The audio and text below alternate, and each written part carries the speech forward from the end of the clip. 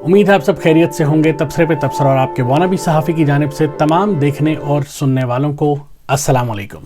First of all جو لوگ ہمارا چینل سبسکرائب کر رہے ہیں ان کا بہت بہت شکریہ، اور آپ سب سے گزارش ہے کہ اگر آپ کو ہماری ویڈیوز پسند آ رہی ہیں یا نہیں آ رہی، دونوں صورتوں میں کمنٹس میں ضرور آگاہ کیجیے اور ہمیں بتائیے کہ آپ کا ہماری ویڈیوز کے بارے میں کیا خیال ہے۔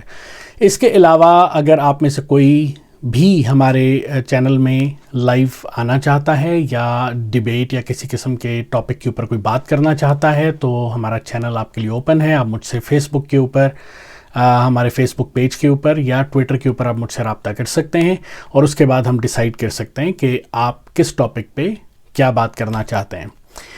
تو آج ہم بات کریں گے توشہ خانہ کیس کی۔ توشہ خانہ کیس اس وقت خاصا میڈیا کے اندر ایک ہائپ پکڑ چکا ہے، اور اس کے اندر جو مزیدار بات ہے وہ یہ ہے کہ جو الزام ہے، آپ کہہ لیں، مجھے خاصا مضحکہ خیز اور مزیدار قسم کا الزام لگا، اس لیے میں کہہ رہا ہوں مزیدار بات ہے، وہ یہ کہ جو گاڑیاں تھیں ان کو صرف 15% قیمت ادا کر کے، جو کہ بیسیکلی ٹیکس کی رقم ہوتی ہے، وہ ادا کر کے نواز شریف، یوسف رضا گیلانی اور آصف علی زرداری صاحب نے حاصل کیا۔ آصف علی زرداری صاحب کا کیس تھوڑا سا ڈیفرنٹ ہے، وہ یہ ہے کہ جو انہوں نے پیمنٹ کی ہے وہ انہوں نے جعلی اکاؤنٹ سے پیمنٹ کی ہے۔ اب جعلی اکاؤنٹ سے کیا مراد ہے، یعنی وہ کسی اور کے نام پہ تھا اکاؤنٹ یا کیا صورتحال تھی، وہ تھوڑی سی کلیریفیکیشن سٹل میڈیا جو ہے اس کے بارے میں نہیں کر رہا، لیکن جو کہا جا رہا ہے وہ 3 گاڑیاں جو ہیں مین ان کے بارے میں بولا جا رہا ہے۔ ایک ہے BMW 750 2005 ماڈل، دوسرا ہے لیکسس G 2007 ماڈل، اور تیسری ہے BMW 760 2008 ماڈل۔ اس کی ہم نے پاکستان میں قیمتیں تلاش کی کہ ان تینوں ماڈلز کی جو زیادہ سے زیادہ ہائیسٹ قیمت ہو سکتی ہے، ڈیفرنٹ ویب سائٹس پہ اور ڈیفرنٹ جگہوں پہ چیک کی، تو BMW 750 2005 ماڈل جو ہے وہ تقریباً 46 لاکھ روپیز کی ہے، اور لیکسس G 2007 کی جو مارکیٹ ویلیو ہے وہ ہے 75 لاکھ روپے کی، اور اس کے علاوہ لیبیا سے جو BMW 760 امپورٹ ہوئی تھی 2008 ماڈل، وہ ہے تقریباً 55 لاکھ روپے کی۔ یہ قیمتیں ہیں پاکستان کے اندر ان گاڑیوں کی۔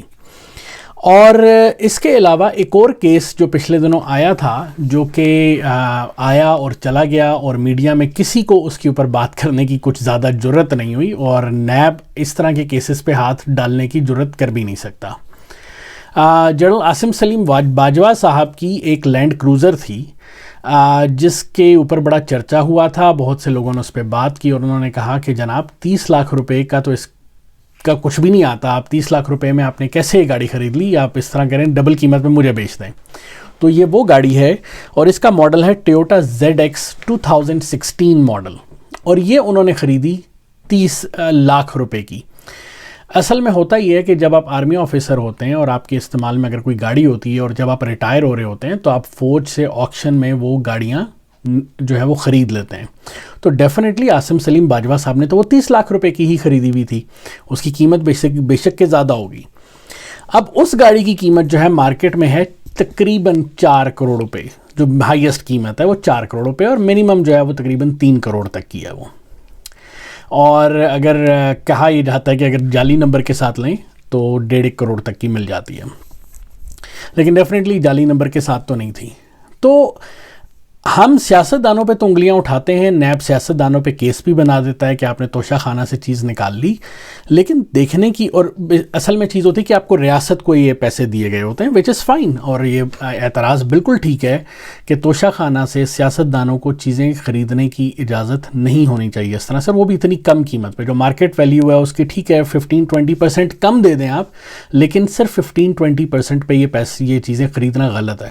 لیکن اس کے ساتھ ساتھ ہمیں یہ بھی دیکھنا ہے کہ جو ہمارے فوجی حضرات ہیں وہ کروڑوں اور اربوں کی چیزیں کوڑیوں کے بھاؤ کیوں خرید لیتے ہیں؟ کیا وہ عوام کا پیسہ نہیں ہوتا؟ کیا وہ قومی خزانے سے وہ چیزیں نہیں جا رہی ہوتی؟ اب 4 کروڑ کی گاڑی اگر وہ 30، یہ تو ایک وہ چیز ہے جو سامنے آ گئی ہے۔ اس کے علاوہ آپ کے DHA کے پلاٹس ہیں جو کہ کروڑوں روپے کے ہوتے ہیں، اور چند لاکھ روپے میں یہ ہمارے جو حضرات ہیں یہ خرید لیتے ہیں ریٹائرمنٹ کے اوپر، اور مراد دینے میں کوئی پرابلم نہیں ہے، لیکن اگر آپ نے یہ یوں کہہ لیں کہ رکھنا ہے، توازن رکھنا ہے، تو یہ توازن آپ سب کے لیے رکھیں۔ آپ سول جو ملازمین ہیں ان کے لیے بھی رکھیں، اور فوجی ملازمین ہیں ان کے لیے بھی رکھیں۔ اور ایک چیز کہی جاتی ہے کہ جی آپ کو اگر جو ہے میں دیتا ہوں 10 لاکھ روپے اور آپ جا کے بارڈر پہ کھڑے ہو جائیں. آپ کے ملک میں یعنی ہمارے پاکستان میں اتنے لوگ ایسے ہیں جو کہ جذبہ جہاد سے سرشار ہیں. ہمارے پاس تو اینٹ اٹھاؤ تو غازی نکلتا ہے. تو ایسے لوگ بہت سارے ہیں جو بارڈر پہ جا کے کھڑے ہو جائیں گے. آپ 30 لاکھ روپے دینے والے بنے ایک دفعہ, پہلی بات.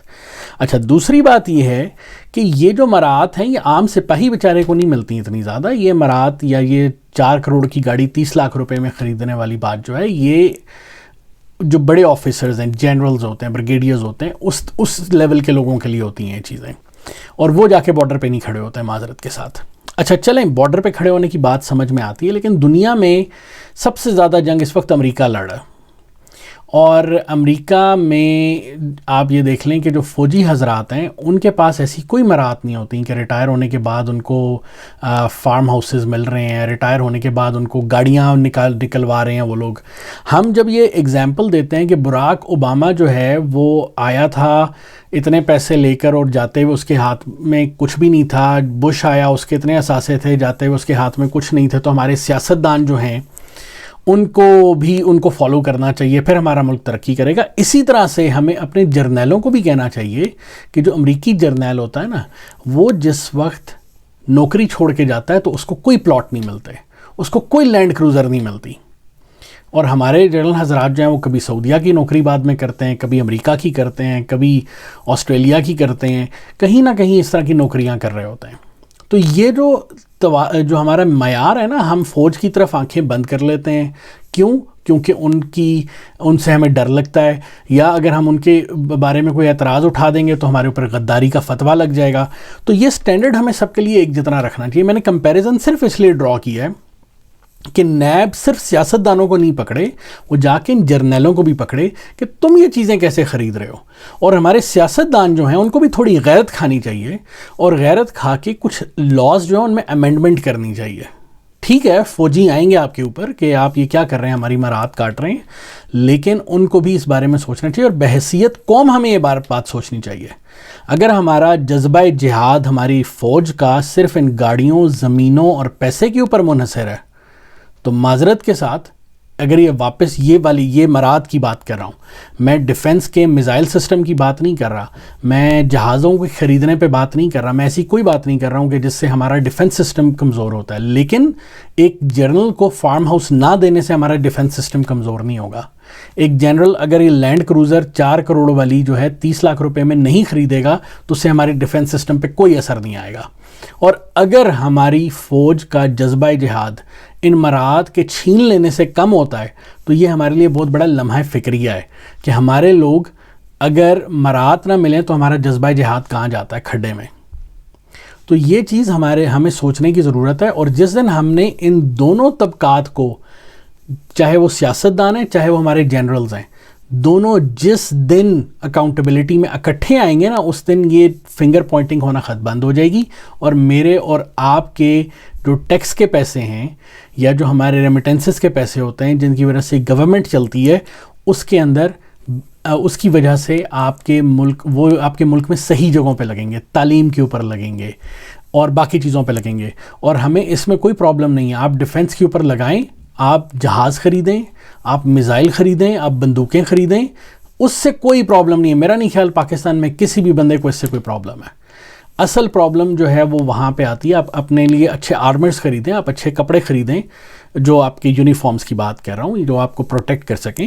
لیکن یہ جو اللے تللے ہیں نا, یہ آپ سیاستدانوں کو جب پکڑنے جاتے ہیں تو یہی ریزن ہے وہ یہ کام کر رہے ہوتے ہیں, کیونکہ آپ لوگوں کے پاس یہ چیزیں موجود ہیں. سول اداروں میں بھی یہ چیزیں اسی لیے ہو رہی ہوتی ہیں. تو میرا خیال سے ہمیں اپنے اندر جذبہ حب الوطنی پیدا کرنا چاہیے. جذبہ لینڈ کروزری اور BMW جو ہے نا, اس سے ہمیں گریز کرنا چاہیے. تو یہ تھا آج کا میسج. ایک ہم نے تھوڑا سا کمپیریزن ڈرا کیا ہے. ہو سکتا ہے کچھ لوگوں کو برا لگے, ان سے ایڈوانس میں معذرت. اگر آپ نے مجھ پہ غدار کا فتویٰ لگانا ہے تو میں اس کے لیے بالکل تیار ہوں. اور اگر آپ کو بات سمجھ آتی ہے تو ہمیں کمنٹس میں ضرور بتائیے, نہیں آتی تو بھی بتائیے, کوئی مسئلہ نہیں ہے. کھل کے بات کیجئے, کمنٹس کیجئے. اپنا خیال رکھیے, خوش رہیے, آباد رہیے. اللہ حافظ.